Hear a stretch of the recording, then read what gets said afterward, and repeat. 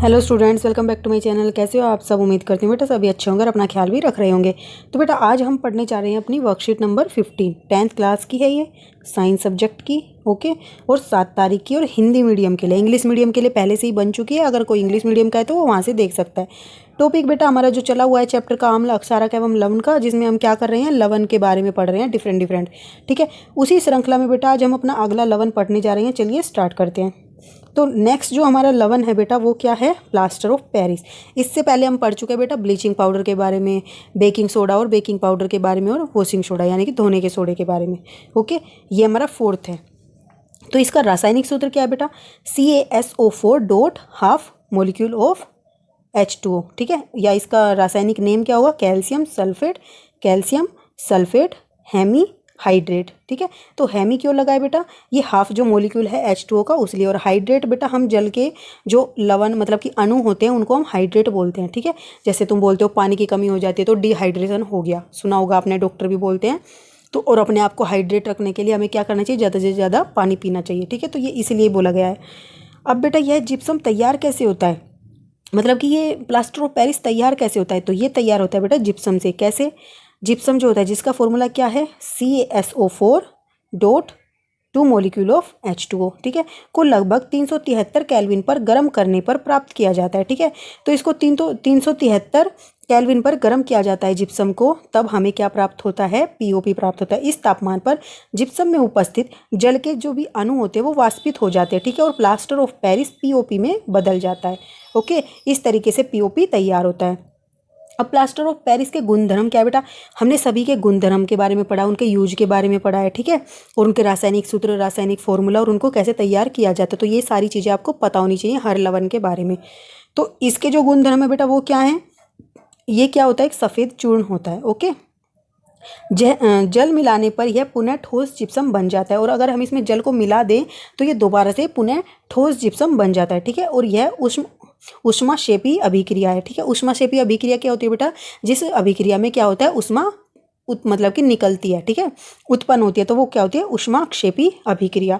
और ये अभिक्रिया किस तरीके की होती है बेटा? तो इसमें हम क्या करते हैं, प्लास्टर ऑफ पेरिस लिया हमने, उसमें 1.5 मोलिक्यूल ऑफ H2O के मिलाए। ठीक है, मिक्स किए, उससे हमें क्या मिला बेटा? जिप्सम मिला। ठीक है, तो ये जिप्सम हमें दोबारा से मिल गया, किससे?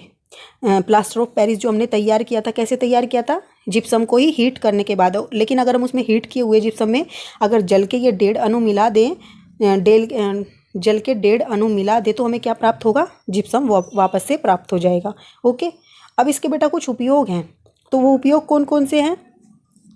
प्लास्टर ऑफ पेरिस के उपयोग: टूटी हुई हड्डियों की सुरक्षा के लिए प्लास्टर के रूप में POP का इस्तेमाल किया जाता है। ठीक है, तो जब बेटा हड्डियां टूट जाती हैं तो उसमें हम प्लास्टर ऑफ पेरिस से ही क्या करते हैं, उन पे जो आपने सुना होगा डॉक्टर प्लास्टर चढ़ा देते हैं, ये बोलते हो आप, तो वो यही होता है, POP का ही वो बनता है। ओके, इसका उपयोग सुंदर और डिजाइनर छतें और कमरों के इंटीरियर बनाने में किया जाता है। ठीक है, तो जितनी भी आपने देखा होगा कि घरों के ऊपर छतों में अलग अलग डिजाइन बने होते हैं, तो वो किसके बने होते हैं? इसी POP के द्वारा वो तैयार किए जाते हैं। ठीक है, खिलौने होते हैं, अन्य सजावटी सामग्री बनाने में भी इसका प्रयोग किया जाता है।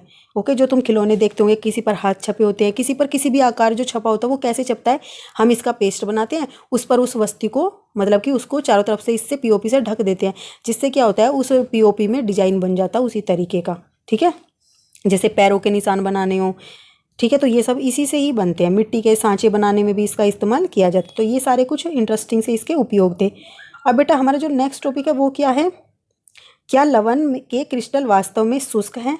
तो जो क्रिस्टल होते हैं लवण के, क्या वो वास्तव में शुष्क होते हैं? शुष्क माने ड्राई। ठीक है, तो लवण के जो क्रिस्टल होते हैं बेटा शुष्क प्रतीत होते हैं, लेकिन बहुत से जो लवण होते हैं वो ऐसे होते हैं जिनमें जल के अणु उपस्थित होते हैं। ठीक है, देखने में नहीं लगते लेकिन उनमें जल के अणु फिर भी उपस्थित होते हैं। लवण के एक सूत्र में जल के निश्चित अणुओं की संख्या को क्रिस्टलन का जल कहते हैं। ठीक है, तो लवण के जो एक सूत्र इकाई में, ठीक है, तो उसकी एक सूत्र इकाई में जल के निश्चित अणुओं की संख्या को क्रिस्टलन का जल कहते हैं। ठीक है, जैसे मान लो इतना लवण लिया तो उसकी जो एक फॉर्मूला यूनिट है उसमें कितने क्रिस्टल हैं जल के, ठीक है, वो क्या होता है, मतलब कितने अणु हैं जल के, वो क्या कहलाते हैं? क्रिस्टलन का जल कहलाते हैं। ठीक है, लवण जिनमें जल के अणु उपस्थित होते हैं, अब वो लवण जिनके अंदर जल के अणु उपस्थित होते हैं उनको क्या बोलते हैं? आर्द्र लवण। ठीक है, आर्द्र लवण कहलाते हैं वो। तो ये अलग से भी क्वेश्चन बन सकता है, जैसे कि कॉपर सल्फेट। इसके अंदर भी क्या होते हैं बेटा, कुछ जल के लवण होते हैं।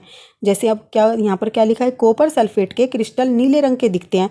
ठीक है, तो वो क्यों दिखते हैं, क्योंकि इसमें जल के 5 अणु उपस्थित होते हैं। ठीक है, अणु क्या होते हैं, सबसे छोटी इकाई जो आप पढ़ चुके हो 9th क्लास में अपने। ठीक है, तो इसमें 5 अणु उपस्थित होते हैं, जिसके कारण कॉपर सल्फेट का रासायनिक सूत्र क्या बन जाता है, ये कॉपर सल्फेट हो गया। इसमें क्या होते हैं, 5 जल के अणु होते, तो इसके साथ हम क्या लगाते थे, .5H2, 5 मॉलिक्यूल ऑफ H2O, या 5 जल के अणु। ठीक है, ऐसे हम बोलते हैं इसको। तो ये 5 किस लिए लगते हैं, 2 किस लिए लगते हैं, तो ये समझ आ गया होगा आपको बेटा। यानी कि उसके अंदर क्या होते हैं, वो जल के अणु होते हैं, जिनको हम क्रिस्टल भी बोलते हैं, या क्रिस्टलन का जल भी बोलते हैं। ठीक है, जब कॉपर सल्फेट के क्रिस्टल को गर्म किए जाते हैं, यानी कि जब कॉपर सल्फेट के जो क्रिस्टल होते हैं उनको हम गर्म करते हैं, कौन से बेटा, जो हमने अभी पढ़ा था CuSO4.5H2O था। ठीक है, तो जब हम इसको गर्म करते हैं तो यह जल के अणुओं को त्याग कर देता है, यानी कि वो क्या होते हैं, वो वाष्पीकृत हो जाते हैं। ठीक है, वाष्पित हो जाते हैं, और इसका रंग भी क्या हो जाता है, सफ़ेद हो जाता है, क्योंकि वो जो रंग आया था वो किसकी वजह से आया था, उन जल के अणुओं की वजह से ही उसमें रंग आया था। और वो अभिक्रिया कैसी होती है, पहले ये नीले रंग का था और इसमें आपने कुछ वाटर मॉलिक्यूल्स ऐड किए। क्यों किए बेटा, जैसे आप काढ़ा बनाते हो। ठीक है, तो काढ़ा बनाओगे तो उसमें आप ज़्यादा पानी लेते हो ना, जैसे, क्योंकि क्या करते हो, फिर उसको उबाल के सुखाते हो। जब आपको वाष्पीकृत ही करना है तो उसको क्यों डालते हो, क्योंकि बेटा जो उसके अंदर जो भी असेंस होता है, जो भी उसके गुण होते हैं, वो उसके अंदर आ जाते हैं फिर इवेपोरेट होने के बाद। तो ऐसे ही जब ये CuSO4 है बेटा, जो कॉपर सल्फेट है, वो देखने में तो ड्राई क्रिस्टल लगते हैं, लेकिन हमें उसको क्या करना है, वाष्पीकृत कराना है पूरा। तो हम डायरेक्ट तो इसको गर्म नहीं करा सकते ना, तो उसके लिए हमें क्या करना पड़ेगा, इसमें कुछ अणु मिलाने पड़ेंगे जल के, और फिर उसको हीट करेंगे, तो फिर हमें क्या प्राप्त होता है, CuSO4 सफ़ेद रंग का, जिसमें एक भी जल का क्रिस्टल नहीं बचता, या एक भी जल का अणु नहीं बचता।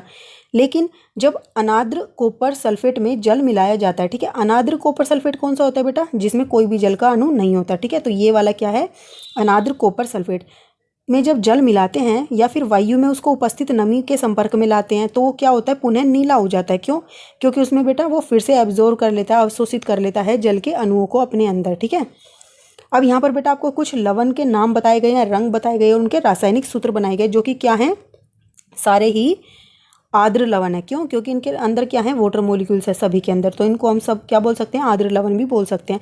कॉपर सल्फेट में बेटा 5 मॉलिक्यूल्स होते हैं जल के। ठीक है, और नीले रंग का होता है।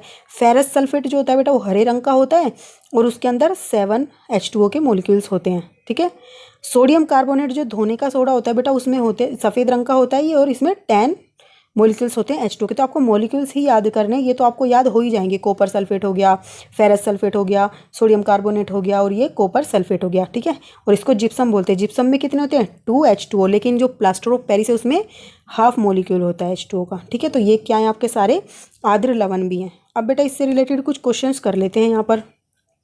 फर्स्ट क्वेश्चन क्या है, पीओपी का पूरा नाम क्या है। तो पीओपी का बेटा आपको पता ही है, प्लास्टर ऑफ पेरिस इसका पूरा नाम है। इसके 3 उपयोग लिखिए बेटा, हमने अभी ऊपर किए थे कि जितनी भी छतें होती हैं उनको डिजाइन बनाने के लिए, या किसी भी ढांचे खिलौने वगैरह बनाने में, या फिर क्या होता है जब हड्डियाँ टूट जाती है तो उनको जोड़ने में भी इसका प्रयोग किया जाता है। ऐसे और भी आप लिख सकते हो। उदाहरण सहित क्रिस्टलन का जल परिभाषित कीजिए। तो उदाहरण सहित बेटा कहाँ से करोगे, अभी आपने ऊपर पढ़ा था यहाँ पर कि क्रिस्टलन का जल क्या होता है। पहले तो आप वही लिखोगे कि जल के मतलब कि लवण के एक सूत्र में, यहाँ से लिखना स्टार्ट करोगे आप कि लवण के एक सूत्र इकाई में जल के निश्चित अणुओं की संख्या को ही क्या बोला जाता है, क्रिस्टलन का जल कहते हैं। जैसे कि कॉपर सल्फेट के अंदर कितने हैं, 5 अणु हैं, 5 अणु उपस्थित हैं, इन्हीं को ही क्या बोला जाएगा, क्रिस्टलन का जल बोला जाएगा। ठीक है, तो ये उसका उदाहरण हो गया। नेक्स्ट क्वेश्चन है बेटा, प्लास्टर ऑफ पेरिस को जिप्सम से कैसे प्राप्त किया जाता है। प्लास्टर ऑफ पेरिस है बेटा, जिप्सम से कैसे प्राप्त करेंगे। जिप्सम क्या है, CuSO4.2 मॉलिक्यूल्स ऑफ H2। तो बेटा इसको हीट करेंगे 373 केल्विन डिग्री, मतलब कि केल्विन टेम्परेचर पर, और फिर यह उससे क्या होगा, जो इसके जल के अणु हैं वो वाष्पीकृत हो जाएंगे या वाष्पित हो जाएंगे, और हमें क्या प्राप्त होगा, जिप्सम प्राप्त हो जाएगा। ठीक है, तो इस तरीके से हम प्लास्टर ऑफ पेरिस को प्राप्त करते हैं। आप यहाँ से भी लिख सकते हो, ऊपर आपको पूरा डिटेल में बताया ये रहा। ठीक है, ये सारा। नेक्स्ट क्वेश्चन क्या है बेटा हमारा, क्या होता है जब क्रिस्टलन CuSO4 को गर्म किया जाता है और इस प्रकार बनने वाले पदार्थ का रंग क्या होगा, लिखिए। तो बेटा जब क्रिस्टलन CuSO4 को गर्म किया जाता है तो क्या होता है, जो इसके अंदर मॉलिक्यूल्स होते हैं 5 H2O, ठीक है, क्रिस्टलन CuSO4 को हम क्या लिखेंगे, CuSO4.5H2O, ठीक है। क्रिस्टलन लग रहा है तो इसका मतलब इसमें क्या है, क्रिस्टल हैं जल के, ठीक है।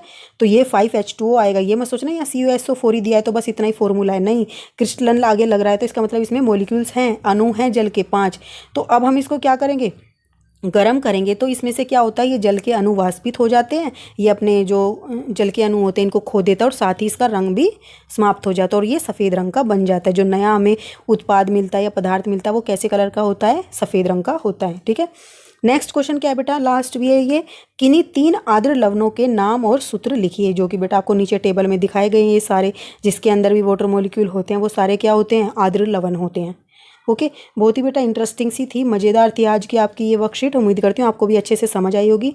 तो बेटा इस वीडियो में इतना ही, अपनी नेक्स्ट वीडियो में हम अपना नेक्स्ट टॉपिक करेंगे। तो तब तक के लिए ऐसे हंसते रहिए, मुस्कुराते रहिए, पढ़ते रहिए और आगे बढ़ते रहिए। Thank you.